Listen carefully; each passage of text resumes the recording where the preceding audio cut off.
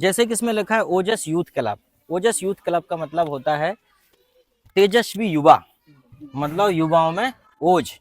ओज मतलब ओजस्वी होना, तेजस्वी होना। अब किस प्रकार का ओजस्वी और तेजस्वी होना? पर्यावरण के प्रति ओजस्वी और तेजस्वी होना। तो आज के सेशन में हम ये बात करेंगे कि हमें किस प्रकार हमारे पर्यावरण के प्रति हमें सुरक्षित रहना चाहिए, पर्यावरण को सुरक्षा देनी चाहिए, और पर्यावरण सुरक्षा का क्या महत्व है।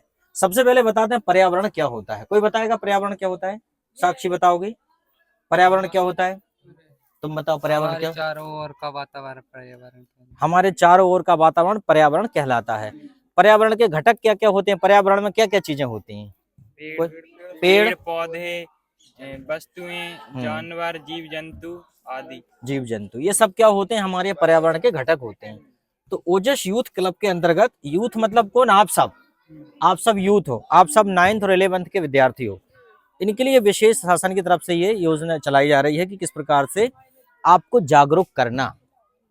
ये जो अभियान चल रहा है कि आपको जागरूक करना पर्यावरण के प्रति। इसमें हम बहुत सारी चीजें पढ़ेंगे। फिर हम पढ़ेंगे पॉलिथीन मुक्त भारत, है ना, फिर हम पढ़ेंगे प्लास्टिक मुक्त भारत, फिर हम पढ़ेंगे इसमें और हमारे जो है कि जूट बैग का इस्तेमाल करना, मतलब ऐसी बायो फ्रेंडली और इको फ्रेंडली चीजों का इस्तेमाल करना, ऐसी चीजें जो हमारे पर्यावरण को नुकसान नहीं पहुंचाती हैं। ठीक है। अब ये बताइए, हमारे आसपास के पर्यावरण में बहुत सारी चीजें होती हैं, जैसे कि उन्होंने बताया नदियां। और कोई बताएगा क्या क्या रहता है? पर्यावरण के घटक क्या क्या हैं? कौन कौन सी चीजें हमारे पर्यावरण को मिलकर बनाती हैं? कौन कौन सी चीजें पर्यावरण बनाती हैं?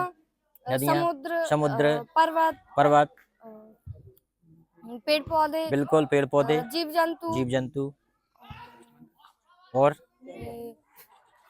ठीक, वेरी गुड। और कोई बताएगा बेटा? कोई और?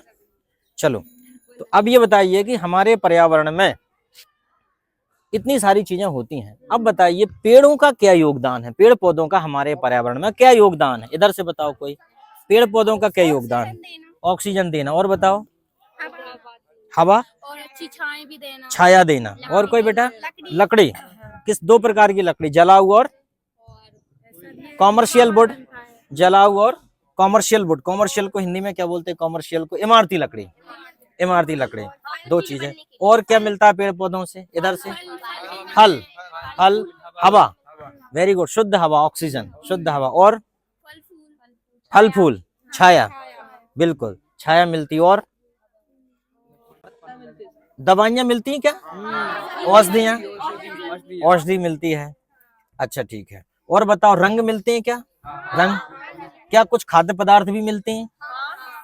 गोंद मिलती, गोंद, लाख मिलती, लाख, पेड़ पौधों से। अच्छा बताइए, क्या पेड़ पौधों से हमारे लिए उपयोगी वस्तुएं बनती हैं? है ना? अच्छा बताइए, जो सबसे महत्वपूर्ण चीज है, हम किताब लिखते हैं, हमारे पेपर, ये काय से बनता है? ये भी लकड़ी से बनता है, पेड़ पौधों से। अच्छा, उसका उपयोग बहुत ज्यादा है, हम अपने घरों में तो इस्तेमाल करते ही हैं, समुद्र में जैसे नाव बनाना, खेल सामग्री बनाना, फर्नीचर बनाना, उपयोगी वस्तुएं बनाना, इन सब में उसका प्रयोग होता है। ठीक है, होता है कि नहीं होता है? चलो ठीक है। अच्छा ये बताइए, पर्यावरण का सबसे जो महत्वपूर्ण घटक है वो पेड़ पौधे हैं। अच्छा, पेड़ पौधों की सुरक्षा क्यों जरूरी है? अगर पेड़ पौधे नहीं रहेंगे तो क्या हो जाएगा? एक एक बताओ। ऑक्सीजन प्राप्त नहीं होगी। और कोई बताएगा? चलो तुम बताओ, बताओ वॉइस में बताओ। टेम्परेचर भी, तापमान पे भी फर्क पड़ेगा, और तापमान पे फर्क पड़ेगा, और वायु प्रदूषण होगा। वायु प्रदूषण होगा, और उससे बरसात भी नहीं होगी, बरसात की कमी होगी, बरसात की कमी हो जाएगी। और कोई बताएगा? छाया नहीं मिलेगी। हाँ, कुल मिला के तापमान बढ़ जाएगा। हाँ, टेम्परेचर तेज हो जाएगा। और कोई? ऑक्सीजन नहीं मिलेगी तो मर जाएंगे। Very good. और कोई? औषधि नहीं मिलेगी। अच्छा बताइए, क्या पेड़ पौधे नहीं रहेंगे तो जमीन बंजर हो सकती है? Yes sir. क्यों हो जाएगी? सर उसमें क्योंकि बरसात नहीं होगी। बरसात नहीं होगी तो क्या होगा? सर उपजाऊ नहीं, जमीन बंजर हो जाएगी। Very good. तो और जमीन बंजर हो जाएगी तो पैदावार नहीं होगी, फसल नहीं होगी, है ना? हाँ। ये बात है, इसलिए पेड़ पौधों को बचाना। अच्छा एक चीज और बताइए, क्या पेड़ पौधे मृदा अपरदन या मिट्टी के कटाव को रोकते हैं? हाँ। कैसे रोकते हैं? उनके कोई डेमो बता सकते हो? एक पेड़ उखाड़ के लाओ जरा वहां से। अच्छा ठीक, वेरी गुड। तो देखिए देखिए ऐसा रहता है कि जैसे इसको, ठीक है क्या, ठीक, देखिए जैसे मान लो ये पेड़ है, अपन मान चलते ये बहुत बड़ा पेड़ है, नहीं दिखाई दे रहा, ऐसे देख लो कहीं से भी दिखाई दे देगी, ठीक है। अब जैसे मान लीजिए बड़ा सा पेड़ है ये, ठीक। अब इसमें होगा क्या, इसमें देखो मिट्टी लगी हुई है। अब मिट्टी क्यों लगी हुई है? क्योंकि ये मिट्टी को बहुत तेजी से पकड़े है, ठीक। अगर मान लीजिए ये जड़ ना होती तो ये सीधा निकल जाता। मान लो कोई एक लकड़ी का टुकड़ा जमीन में लगा हो या डंडी, तो सीधी सीधी आ जाएगी। जैसे ये डंडी है, ये रहेगी तो सीधी सीधी निकल जाएगी। लेकिन ये जड़ें क्या करती हैं, ये मृदा अपरदन को रोकती हैं।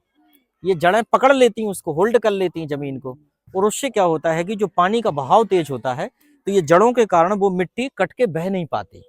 तो एक हिसाब से देखा जाए तो ये मृदा अपरदन को रोकते हैं ये पेड़। ये छोटे पेड़ से हमने उसका एग्जाम्पल लिया। तुम भी खड़े हो जाओ, आ जाओ, ठीक है, आ जाइए। आप भी 9th में हो ना, 9th और 11th का विशेष रूप से प्रोग्राम है। तो ये मिट्टी के कटाव को ये रोकती है। अच्छा, उसके बाद क्या है, जब ये रहता है ना तो ये पानी के जो वाटर को भी ऊपर पकड़ के रखता है। मतलब ये जड़ें इसकी पानी खींचती जमीन से, तो पानी का स्तर भी ऊपर रहता है। जहाँ पेड़ पौधे लगे होते हैं वहाँ पानी का स्तर भी ऊपर रहता है। अच्छा, और पेड़ पौधे आपने देखा होगा कि वायुमंडल को भी अपनी ओर आकर्षित करते हैं। पेड़ पौधे वायुमंडल को अपनी ओर आकर्षित करते हैं। उससे क्या होता है, वर्षा अच्छी होती है। जैसे मान लीजिए पेड़ है तो उधर से बदल निकलेंगे तो आकर्षित करेंगे, ठीक है। अच्छा, पेड़ों के नीचे ठंडक क्यों होती, कोई कारण बताएगा? क्योंकि उसके नीचे वाटर लेवल में उसमें पानी रहता है, तो उससे ऊपर नीचे भी ठंडी आती है और ऊपर नहीं, वो बात नहीं है, और कोई कारण बताएगा? रंध्रों में पानी रहता है। राइट, रंध्रों में कहाँ रहता है पानी? रंध्र कहाँ होते हैं? पत्तियों के ऊपर स्टोमेटा रहते हैं, जिनको रंध्र कहते हैं। उनमें होते हैं बारीक छिद्र। तो जब बारीक छिद्रों से पानी ऊपर निकलता है और जब हवा आती है तो हवा ठंडी हो जाती है। जैसे कूलर इसी सिद्धांत पे काम करता है। कूलर में धीरे धीरे करके जाली पे पानी डालते हैं और फिर वो हवा खींचता है तो हवा ठंडी हो जाती है। वैसे इसके ऊपर है स्टोमेटा, वो पानी को वेपराइज करते रहते हैं, पानी को थोड़ा ऊपर निकालते रहते हैं, और जब उस पानी में हवा लगती है तो हवा ठंडी हो जाती है। तो पेड़ पौधों के नीचे ठंडी हवा लगती है, एक कारण है। दूसरी बात यह है कि जो पेड़ पौधे होते हैं इनके नीचे छाया तो इसलिए होती है कि ये सूर्य के प्रकाश को रोक लेते हैं, तो छाया होती है कि ये कारण हो गया, ठीक है। दूसरी बात यह है कि जो पेड़ पौधे होते हैं ये आपके जब हवा तेज चलती है, तो पेड़ पौधे बहुत सारे होते हैं, तो एयर प्रेशर को ये रोक लेते हैं। एयर प्रेशर को रोक लेते हैं तो बादल नहीं उड़ पाते, तो वर्षा हो जाती है अच्छी। या हम कहें कि उड़ते हुए बादलों को ये अपनी ओर आकर्षित कर लेते हैं या खींच रोक लेते हैं, क्योंकि जहाँ ये रहेंगे। अच्छा, उसके बाद पेड़ पौधे ऑक्सीजन देते हैं। अब बताइए, पेड़ पौधे रात में ऑक्सीजन देते हैं कि नहीं? नीम का तो देते होंगे। आपको लगता है कुछ कुछ पेड़ देते हैं, है ना? पर यह है कि ज्यादातर ये है कि पेड़ पौधे सूर्य के प्रकाश की उपस्थिति में ही ऑक्सीजन देते हैं। प्रकाश संश्लेषण की क्रिया कहते हैं उसे। प्रकाश संश्लेषण को कोई बता सकता है क्या है ये? समझा सकता है कोई प्रकाश संश्लेषण? मतलब जल है ना, जल सूर्य का प्रकाश है ना, हाँ, अच्छा, हाँ, ठीक है। सूर्य का प्रकाश क्लोरोफिल से हाँ। अभिक्रिया करके जल हाँ। ऑक्सीजन बनाता है। ऊर्जा ग्लूकोज का निर्माण करते हैं, है ना। कार्बन डाइऑक्साइड है ना, उसके बाद जल और सूर्य का प्रकाश, ये सब चीजें मिलके प्रकाश संश्लेषण करते हैं और ऑक्सीजन मुक्त होती है ना, ऑक्सीजन हमें मिलती है। अच्छा, ये कार्बन डाइऑक्साइड लेते हैं और ऑक्सीजन छोड़ते हैं, ये श्वसन क्रिया है पेड़ पौधों की। तो हमारे आसपास जितने भी पेड़ पौधे हैं उन्हें हमें बचाना चाहिए और उन्हें लगाना चाहिए, ठीक है। ये हमारा उद्देश्य होना चाहिए। यही आज का जो ओजस यूथ क्लब में जो है आज का यही उद्देश्य था हमारा कि आपको ये सब पेड़ पौधों के बारे में बताना। तो सभी अपने घर में एक एक पेड़ लगाएंगे? लगे हुए हैं कि नहीं? हाँ, लगे हैं। चलो ठीक है, तो आज के लिए इतना काफी है। Thank you very much. और किसी को कुछ कहना हो ताली बजाओ और सेशन करते हैं, ठीक।